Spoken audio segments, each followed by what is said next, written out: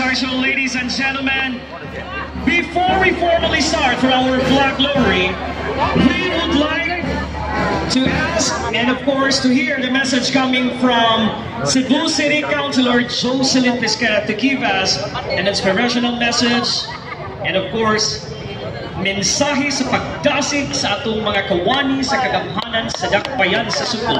Attorney Joy, pasok!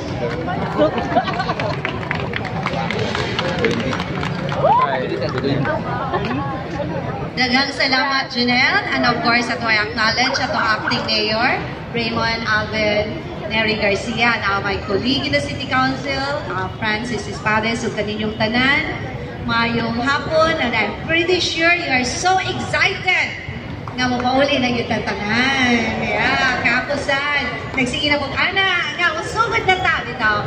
There's so many things that we're gonna do next week, especially we're already on the final leg in our preparation for the Palaro 2024, and I hope that each one of you, each one of us will really work hard to show the best hospitality we can show to our delegates of the Palaro.